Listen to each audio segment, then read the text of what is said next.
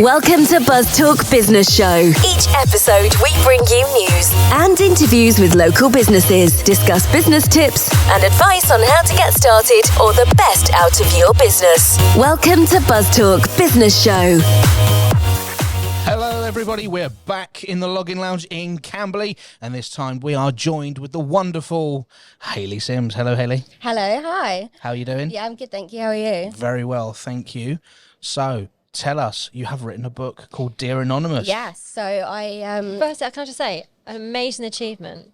Written at 16, published by 18. Yeah. Well done.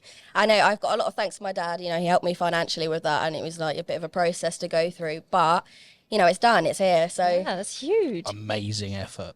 And this was, so this particular piece, kind of around the pandemic, but it's very symbolic, not just for the pandemic, but everyday life. Everyday life, you know, it's something that everyone struggles with, and it is, like we said before, really pushed down and really something that everyone just doesn't like to look at anymore because they think it's so uncomfortable and it's so unnerving, but actually...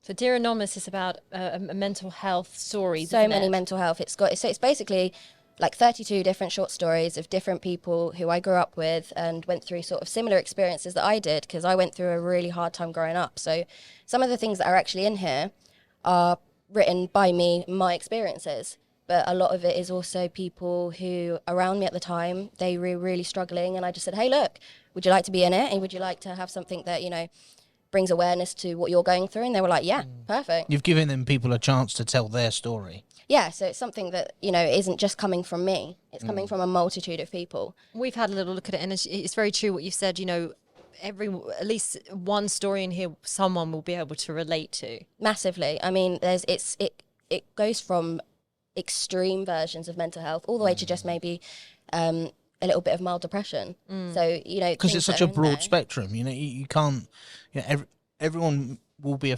potentially will be affected at some point in their life. Oh yeah, 100%. And how people are affected is on a huge scale. It's a massive scale, and something that it's always really resonated with me because I have struggled since I was, you know, a child. I was like 11 years old, going to the doctors and asking, you know, what's wrong with me, what's going on, you know, and I had no idea, and I had understanding, no idea. And I feel like this book brings a simplistic understanding to people who maybe wouldn't have thought about it that way. Wonderful. So is the book got like a percentage of you in it as well? Oh yeah. So a lot of those stories, there's probably about 5 or 6 that are actually mine. But all of it, like I said, is really anonymous, so that everyone felt comfortable submitting their stories to me. So they felt that they could share the experience, but also feel like people are going to understand them in a way that they've never felt understood before. And it's a good way with them being anonymous, that anyone can read it and they can imagine themselves as that what's happening in this story, can't they? Yeah, so it's something that, written from different perspectives, you can then place your perspective into that and relate it to you. I know just from reading the sample that we have on Amazon, I immediately could put myself in just that first story alone. Myself, I'm not afraid to say, you know, I do struggle with both depression and anxiety, and sometimes it does get the better of me, and it is hard. Yeah, and a lot of the stories in here aren't just women. A lot of it is actually men. There's people like Ollie's in it, my ex-boyfriend, my brother, and I felt it was really important to put men at the centre of this as well. I think it's very important because a lot of men get, it's almost, there's a stigma around men showing their emotions and behind their mental health. And no, you're human too. You have this. You have emotions. Yeah, there are times where you struggle, and it's okay to not. It's okay to express this. And actually, that's the healthiest way you can do it, is expressing your emotions and actually feeling it. You know, like when people have anxiety attacks and they try and pent it all up. Actually, that makes it so much worse than if you just let it out and let yourself feel it. See, in a sense, I'm not ashamed to say, we were talking just before, and I do suffer with anxiety, and I've had even recently in the last couple of weeks, I went somewhere with my husband. The first time we went, I was absolutely fine. Second time we went, I really struggled and I just wanted to leave. And I ended up just having a moment to myself, or just taking a few deep breaths. And I didn't tell my husband until after. And I said, I don't know why, but I was just really struggling there today. I said, I generally enjoy what we go to do there, but I said, something wasn't working for me today. And I really mentally was just screaming to get out. Yeah. I mean, from my past and been told by professionals, men don't cry. That's exactly the Yeah, phrase that I was thinking hate of. that phrase. I like to think that that's if you went to see someone now that you wouldn't get that now. No, now you wouldn't. When the first early stages of my decline, if you will, when I sought advice from I think it might have been a school therapist, and they said to me, boys don't cry. The therapists from school and, the ones that you get from the NHS, they're not good. I've been through that my whole life. And, being a girl going through mental health, they would still say the same things to me. You're so self-aware. How can we help you? You know what's going on. We can't really give you any more. But actually... I've had some stuff through the Talk Plus, and depending on who you get, I've actually had some good experiences. The only problem is because of funding, it's a short course. So obviously you don't get enough. But the few times that I've been with them, I've had CBT and just general counselling because I just needed someone that wasn't in my story, someone that was outside of it, just to let off to my steam. And it really did help me, especially, but they, and they were like, look, obviously there's only so much time you have with us. We would love to give you longer, but our hands are tied. But what they did give me was very helpful, and they gave me more information to be able to, they gave me more contact numbers in case I needed to reach out. But one of the things that I love about your book is it reminds people you're not alone in feeling like this. There's, like you say, we said a couple of times, something in there that everyone can relate to, and they'll read it and be like, oh, do you know what? It actually takes a weight off knowing.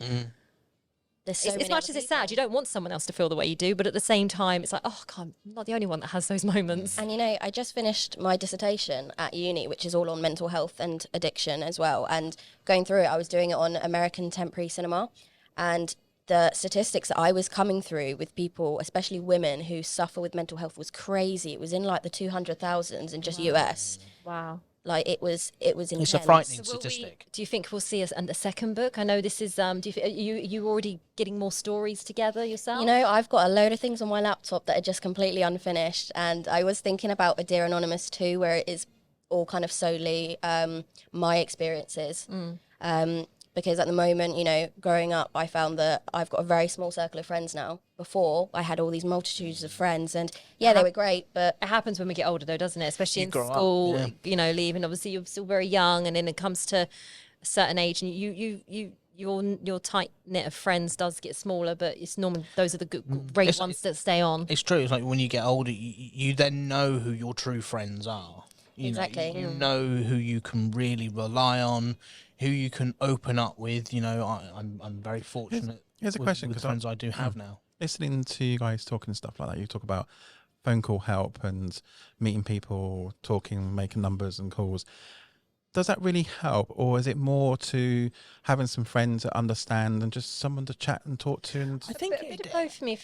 Sorry, if I just say a bit of both for me. The only thing I find, my friends, I love my friends, and we are always there for each other. But they're all as well.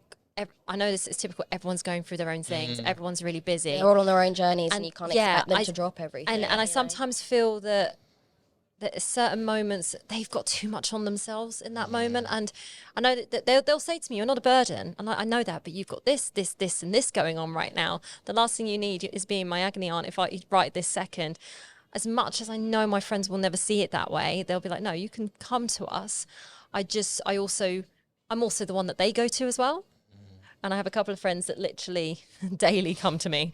So occasionally I'm kind of like, okay, I need my moments too. Yeah. But, I think that's what it is. So the sometimes just being able to talk to anyone just to, like, it is like a Dear Diary when you can talk to someone on the phone like that. It's like, Dear Anonymous, Dear Diary. Yeah, exactly. And sometimes that's just enough of what you need, just to be able to go, do you know what? I'm all right, but right now I just need to let off some thoughts in my head. Venting is an amazing way. I've been going to counselling like properly for a year now, and venting is amazing. But when you're actually with a proper licensed counsellor who you go and you pay for, they are giving you so many tools that you can use. That she told me tapping. Yeah. I'm trying to doing regulate your nervous system. Yeah, regulating your nervous system. These are techniques that people in school, my school counsellors would have never given me. No. And the small steps, right? Okay, so I'm hearing, like my last counsellor said, I hear a lot about what you do for your family, what you do for the family business, what you do at home, keeping your children, your husband. What are you doing for you right now? Yeah. And they go, right, this week, just one small task, even if it's just 1 hour. do something just for you. Yeah. Just little things. And the thing is, a lot of the time, it's stuff that you deep down it's just implementing it and making it a routine. And once it's routine, it becomes second nature. I had a lot of counselling during the pandemic. Like you mentioned, Tammy, when I first looked for support, I went to my GP and they recommended Talk Plus and CBT, but from my perspective, it didn't work for me because of the nature of what I needed to talk about.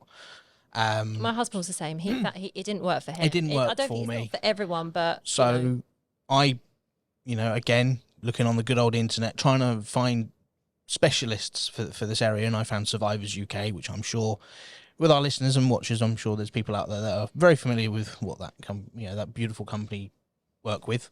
And I was paired up with a lovely lady that I spoke with weekly for 6 months, and the tools that she gave me, I probably wouldn't have been able to receive elsewhere. Like Hayley, you say about the tapping. Yeah. I pick my fingers quite a lot because it is an anxiety thing, and it's and it's just it's a coping mechanism, because your nervous system is struggling. Yeah, it's struggling. and there are things that make me remember of that time, and so you try and shake it. So obviously you're feeling depressed and kind of down.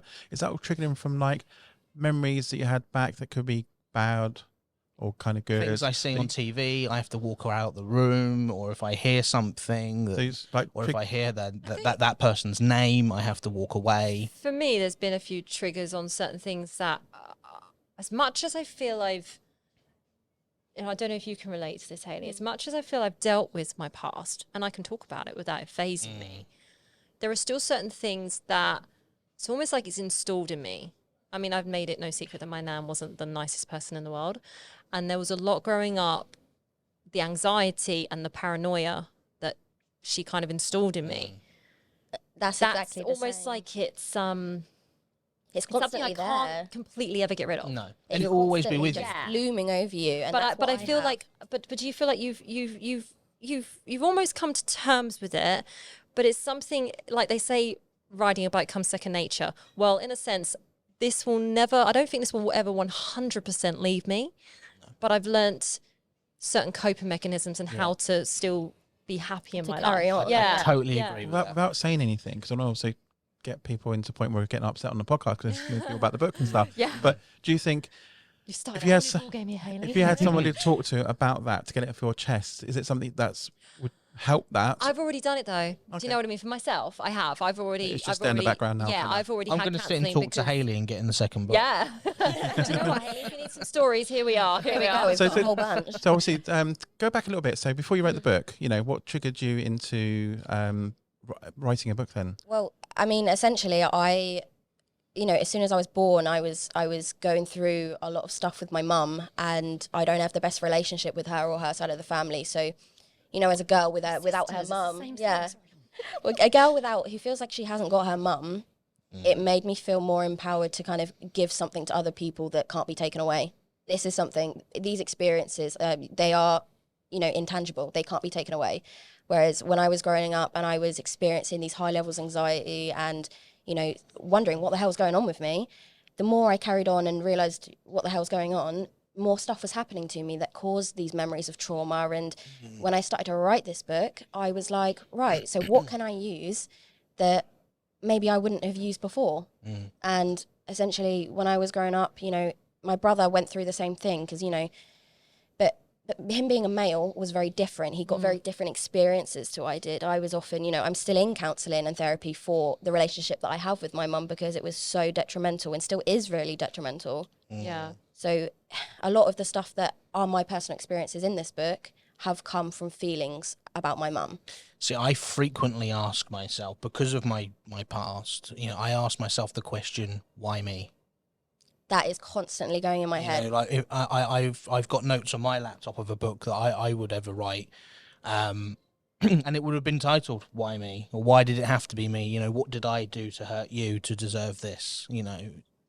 So now having that, and you wrote that into your book and stuff, does that kind of help, knowing that you're sharing that, help a little bit more towards feeling a bit better about it? Is it about yourself? helping? Do you feel has this helped you heal as well? It's helped me feel like I don't have to be embarrassed of my work because I constantly went through school being told you're not a good writer, you can't write this, you know, your creativeness. How many of your friends published a book by 18? You know, yeah, exactly. Yeah. And I was like, great. So I just went, you know, I took all of this negativity of people telling me, you can't do this, you can't do that. And I just went and bashed it all out. And I did it in a way that was something that was so passionate for me and that I believe is something that is truly, you know, mental health is such a negative subject, but it can be put in a really positive light, which is what I hope this book does. And it's supposed to make you feel uncomfortable and unsettled, because that is essentially the reality of what people and survivors and victims are going through. Yeah. You've changed, you've turned the tables, haven't you, from there, you can't, to I can. Yeah. And I have. You're basically, like you're saying, the book makes people feel uncomfortable reading it, but it's breaking their walls down. Exactly. Kind of thing. So it's got a nice kind of like a thing. It's opening up the conversation. It is. It's opening up for more stories to come through from people, because, you know, a lot of I've got a friend who's about 16 doing her GCSEs now. She's my neighbour, and she is one of the most strongest, resilient girls I've ever met, but she keeps everything so bottled up because she's just so stressed all the time. And, you know, I showed her this book when I wrote it, and I said, you know, if I can do this and I can open up about everything, then, you know, you can come and open up to me, because I want to be that vessel for my friends, my loved ones, because I know that I was so alone in my years of writing this. I was so alone.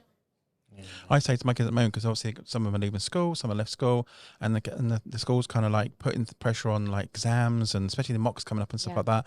Same with to my daughter. I don't care if you get rubbish at school, long as you can read and write the basics, get out of it, you'll do well in life. There's plenty of training courses, there's plenty of online courses you can do. You don't have to have it all pick figured those out things at up. 16. No. I think that's a lot of pressure. My son's moving on to a different, he's in college now and he's moving on to a different course, but this particular course he's been on has been really hard. I mean, oh my God, hard. And I think he felt disappointed in himself, because he had all these, like, he had this 5-year plan. I'm going to do this, I'm going to do the next stage on the course, I'll be here at this point. But because that's not happened, he's had to move to something else. There was a moment of him feeling like he failed. And I said, you haven't. I said, you're 16. I said, I'm nearly 40. I'm now doing podcasting and presenting and acting. I said, I wasn't doing that at 16. No, exactly. I said, you don't have to have it all figured out at that age. I had my dreams when I was at school, that I always wanted to become a head teacher of a private school. And for the most part, you know, now you don't want to work in no, a school. I don't want to go anywhere school. near a school now. And it's like, I work for a self-storage company and I podcast, and I'm having the best time of my life. So obviously you're finishing uni at the the Yeah, I'm graduating in July. Oh, exciting! Are you going to continue to write? What's your thoughts? I've literally just, you know, done my CV now, and I've put in it that writing is something that I want to continue, whether that's in a job or published author. Exactly. Published author.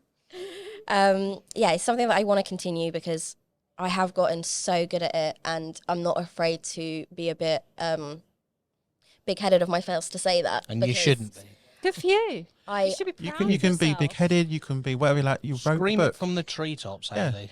But you deserve to be proud of yourself for this. Well done. Thank you. Well done indeed. Yeah. So I know this podcast has kind of gone a bit of a mix about the book, but it's brought out the other stuff. But in a sense, that's what you wanted for people, to be able to talk about how they anything feel. and everything. And you've brought that out, and that's just. I think we should finish this off with really to talk. I don't want to say too much, because it'd be nice to get her back on another podcast and another Yes. chat as well.